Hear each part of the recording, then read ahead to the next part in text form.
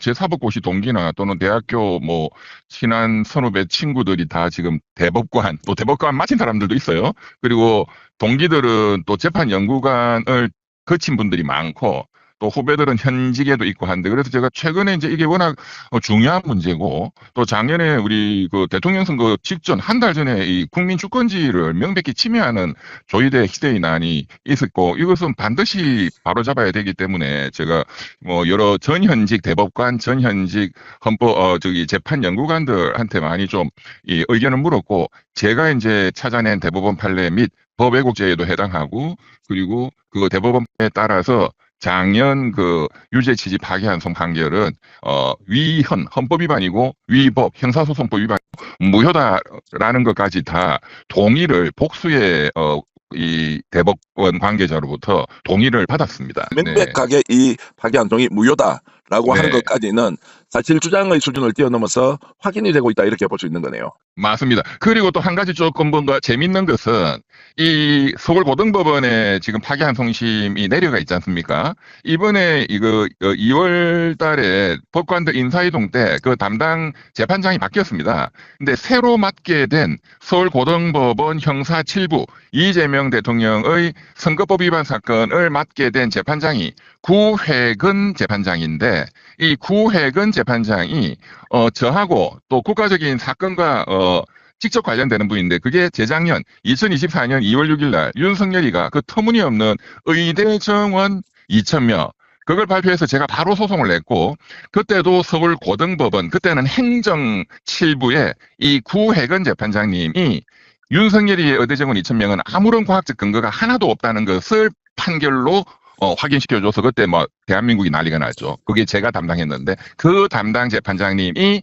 이재명 대통령 선거법 담당 재판장으로 왔습니다. 구혜건 재판장님이 뭐 아무리 좀 이렇게 민주주의 원칙에 충실하고 법리에 또 굉장히 실력이 뛰어난 분이라 하더라도 본인 스스로가 한다는 거는 조금 쉽지는 않은데, 그래서 제가 이번 주에 그 구혜건 재판장께 그 어제 방송에서 설명드린 2016년 대법원 판례 등을 근거로 법리적으로 이것은 당연 무효이기 때문에 대법원으로 기록을 다시 환부시켜야 한다라는 내용으로 의견서를 제출하려고 합니다. 어떤 국민이나 이런 국가적 사건에 대해서는 누구나 의견서, 탄원서 이런 것은 낼 수가 있죠. 제가 일단은 재판장님 구혜건, 이번에 새로 맡게 된 재판장님께 여러 국민들을 대신해서 또는 대변해서 그래서 의견서를 우선은 제출을 하려고 그렇게 지금 생각 중입니다. 자, 그러면 법원 행정처라도 나서서 이 문제의 잘못을 발견했으면 사후 조치를 반드시 해야 되는 거 아닌가요?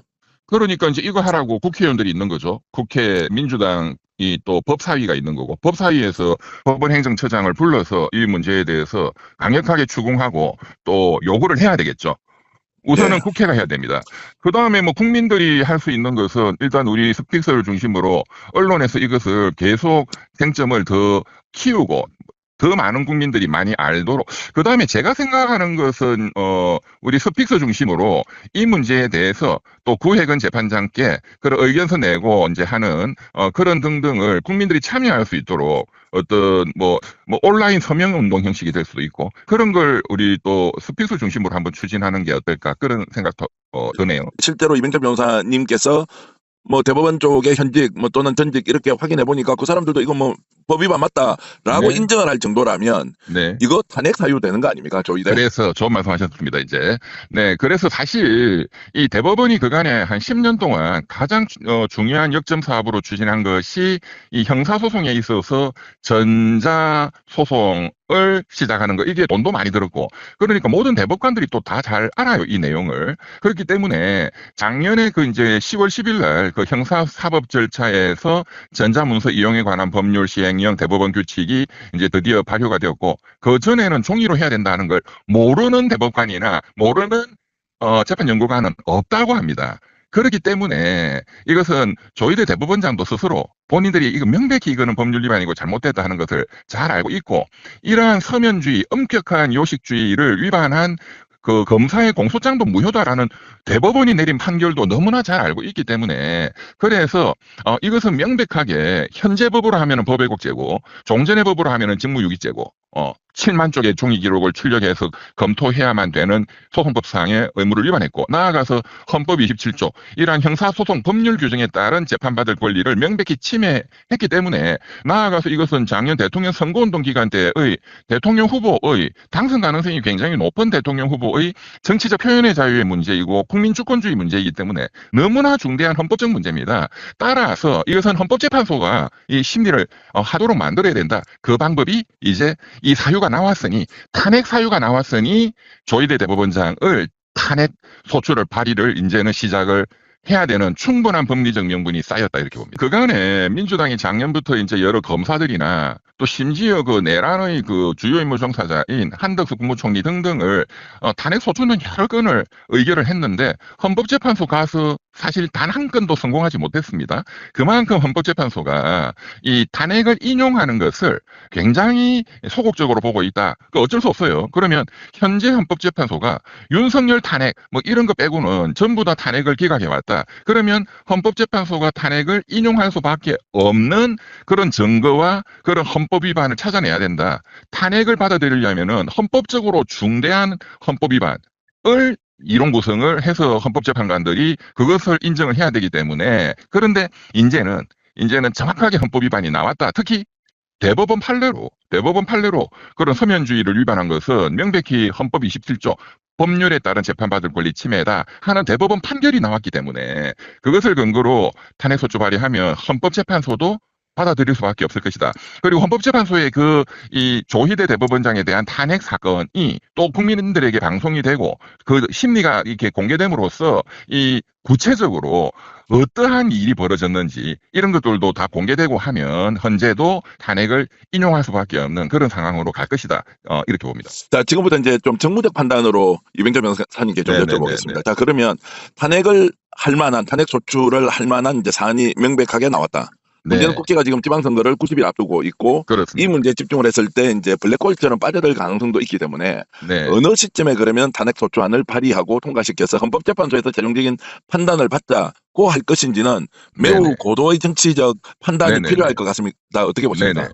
그런데 이제 저는 지금 즉시 해야 된다고 봅니다. 예, 예. 왜냐하면 지금 전 국민들이 이 댓글들을 봐도 조희대 대법원장에 대한 분노가 정말 하늘을 찌르고 또 특히나 이제 사법개혁 3법 이 이제 국회를 통과를 했고 그리고 그것이 전부 현재 조희대 대법원장 및 대법관들에 적용이 되는 것들이죠. 법왜곡죄도 제가 고발을 했고 재판에 대한 헌법 소원도 가능하다고 지금 말씀을 드렸고 그리고 대법관 정원은 2년 후부터 이제 1년에 4명씩 또 추가 정원이 되지만 그것 자체가 현재 대법관 구성에 직접적인 영향을 주고 그래서 또 대법원이 나서가지고 조희대 대법원장이 전국 법원장 회의까지 열고 막 저항하는 모양새를 보이고 여기에 국민들의 분노가 하늘을 찌르고 이런 가장 좋은 타이밍이 현재 또 만들어졌고 거기에 제가 2016년 대법원 판례까지 찾아냈기 때문에 지금 즉시 이것을 국가적인 어떤 의제로 그리고 탄핵 소추를 함으로써 전체적으로 이게 6월 3일 뭐 한 2달밖에 안 남은 지방선거에 큰 구도에도 큰 그 민주 진영에 큰 좋은 영향을 준다 저는 그렇게 봅니다. 어쨌든 이제 국회로 일단 공이 넘어가서 이제 조희대 탄핵과 관련돼서는 확실하게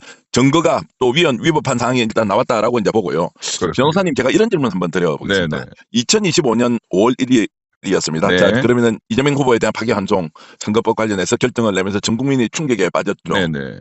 그런데 그 당시에 왜 파기 재판을 하지 않고 파기환송을 했느냐라고 네. 하는 이야기가 나왔지 않습니까? 네네 맞습니다. 지금 생각해 보면 네. 이게 명백하게 위헌이고 불법이라는 것을 조희대가 알고 본인이 혼자 다 덮어서기 어려우니까 네. 일단 고법으로 돌려보내서 고법이 며칠만이라도 이걸 빨리 확정을 해버리면 바로 대통령 후보 자격이 박탈돼 버리지 않습니까? 네네네네. 그걸 혹시 노리고 했던 것 아니냐. 파기 재판까지 가는 것은 위헌 위법이 너무나도 명백하기 때문에 할 수 없다. 본인이 또 독박 써야 되니까. 그런 제가 의심이 드는데 어떻습니까? 좋은 분석이시네요. 제가 말씀 들어보니까 그 말씀이 100% 맞는 것 같습니다. 본인 혼자서 책임을 덮어 쓰는 것보다는 고등법원으로 내려보내고 거기서 이제 처리를 하도록 하면 본인의 책임을 넘길 수가 있는 효과가 생기니까 뭐 그 생각을 분명히 했겠네요. 자, 그러면 이제 그 당시에 파기환송을 할 시점에 이게 위법 불법이라는 걸 인식을 하고 있었다라고 하면 네. 이걸 그대로 고법으로 내려보냈습니다. 고법이 뭐 일주일 만에 다시 선고를 해버렸습니다. 유죄로. 네. 후보 자격이 박탈되는 상황이면 네. 만약 그런 일이 벌어졌다면 네. 요게 누가 책임을 질 수 있는 구조가 있습니까? 그냥 이재명 후보는 아예 자격이 박탈돼 버리고 그냥 판결은 판결대로 끝이 나버리고 피해 구제는 될 방법이 없고 뭐 이런 최악의 상황이 왔을 수도 있습니까? 그것은 아마 저는 불가능했을 거라고 봅니다. 그런 상황이 터지더라도. 왜냐하면 이제 고등법원에서 만약에 그 대법원 시키는 대로 이제 유죄다, 뭐 벌금이 뭐 200만 원, 300만 원이다, 자격 박탈, 이제 그걸로 확정되지는 않고 다시 또 대법원으로 또 올라갑니다. 올라가서 대법원에서 다시 또 확정을 시켜야 돼요. 그 내용을. 네. 그러면 또 그 사이에 또 그것을 6월 3일 대통령 선거 전에 대법원이 막 서둘러서 다 끝내버린다. 또 그렇게 이제 만약에 추진이 됐다 하면은 혁명적 상황이 도래가 됐겠죠. 그리고 그것은 그 혁명의 반혁명의 대상은 완전히 조희대가 됐을 겁니다. 네, 예. 그렇기 때문에 사실 법조인들이 그렇게 깡다구 있게 배짱이 있는 사람이 없습니다. 그래서 지금 분석하신 대로 파기 재판을 안 했던 것이고, 만약에 가정적으로 그런 사태가 벌어졌다라고 하면 혁명적 상황이 도래했겠죠. 그리고 6월 3일 대통령 선거에 아마 이재명 후보는 그런 불법, 지금 제가 말씀드렸지만 무효인 것은 누구나 언제든지 누구든지 어떤 방법으로든지 무효를 주장하고 판단할 수 있기 때문에, 그것은 국민들의 주장과 함께 그러한 대법원의 판결은 무효다 해서 그냥 선거를 진행을 해야 되는 거죠. 그게 거의 혁명적 상황이었겠죠. 자, 그러면 이제 2025년 5월 1일 날 상황으로 돌아가 보면 파기 환송을 하고 난 뒤에 고법에서 우리 국민들이 나와서 절대로 이 재판 속개하면 안 된다고 엄청나게 압박을 넣지 않습니까? 네네. 그게 만약에 받아들여지지 않고 재판을 속개해서 대법원으로 다시 보냈습니다. 대법원은 기다리고 있다라는 소문이 나왔단 말이죠. 네네. 윤석열 편에 드는 네네. 대법원이 이재명 끝장내겠다라고 하는 그걸 맞습니다. 막기 위해서 우리가 혁명도 대비해야 한다는 이런 이야기 많이 했습니다. 네네. 그때 이제 제가 말씀드렸지만 어떤 주요 로펌을 중심으로 하는 이 법조 카르텔이 움직이고 있다, 라는 그게 맞는 얘기였죠. 자, 그래서 이제 그런 시나리오가 진행되고 있다가 고법에서 도저히 담당 재판부가 국민적 저항을 감당이 안 돼. 감당을 할 수 없으니까 중단을 해버렸죠. 맞습니다. 그리고 이제 고등법원 이번에 이제 교체가 됐지만 이재권 재판장님이 또 상당히 좀 진보적인 좀 사람이어서요. 예, 그래서 그분이 이재명 대통령 형사재판 5개 중에 제일 먼저 이재명 대통령 당선된 이후에 제일 먼저 이 재판을 헌법 84조를 들어서 그냥 추후 지정해버렸죠. 자, 그런 걸 이제 다시 시나리오를 저희들은 추측이지만 소설을 쓰는 것이지만 있었을 가능성에 대해서 우리가 판단을 하고 있는 것이고. 네네. 자, 이제 다시 돌아가 보겠습니다. 그러면 네. 지금이라도 조희대 대법원장이 네. 본인이 혹시라도 대법원의 네. 판례나 전자문서로서 하면 안 된다는 것을 네. 몰랐던 거예요. 그러면 솔직하게 지인을 하고 법원행정처를 통해서 이런 네. 이런 사유 때문에 우리가 놓쳤다라고 솔직하게 국민들한테 인정하고 네. 그것이 정치적 억측을 저희들처럼 불러일으키는 것은 과도하다라면서 자제를 요청한다든지 네. 뭔가 본인의 견해를 밝게 하는 거 아니냐라는 생각이 들거든요. 법원행정처가 당연한 이야기고요. 네네. 왜 침묵하고 있습니까, 이들은? 이 중대한 어떤 중범죄자가 제가 잘못했습니다, 자백합니다, 특히 고위공무원이 엄청난 뇌물을 받아 챙겨 먹었는데 제가 잘못했습니다 하는 경우를 단 한 번도 우리는 못 봤습니다. 똑같은 심리가 아닐까요? 특히나 대법원장, 대법관,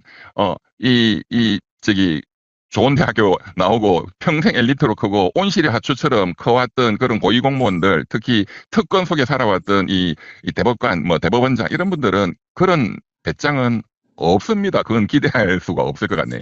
우리가 지금 하고 있는 이야기가 엉터리라고 반박을 제대로 하면서 논쟁이라도 하든지 아예 입을 닫고 아무 소리 하지 않는 것은 결국 이것을 인정하는 것 아니냐라는 주장을 또 할 수밖에 없는 그런 상황입니다. 결국 조희대 탄핵의 사유는 일단 만들어졌다. 국회가 어떻게 하는지 좀 더 지켜보도록 하겠습니다. 지금까지 그렇습니다. 확실하게 다시 제가 이렇게 짧게 정리하면, 이제 탄핵이 자꾸 기각이 그간에 되었기 때문에 국민들도 굉장히 실망하는 그런 게 또 많아요. 해봤자 되겠냐. 그런데 확실하게 탄핵 대상자 조희대 대법원장이 중대하게 헌법을 위반했다 하는 것을 제대로 입증을 해야 되는데, 제가 봐도 그간에 검사들 탄핵이나 이런 거 보면 그 정도 입증이 부족했어요. 근데 이번에 이것은 2016년 대법원 판례에 의해서 완벽하게 입증이 되는 사안이다.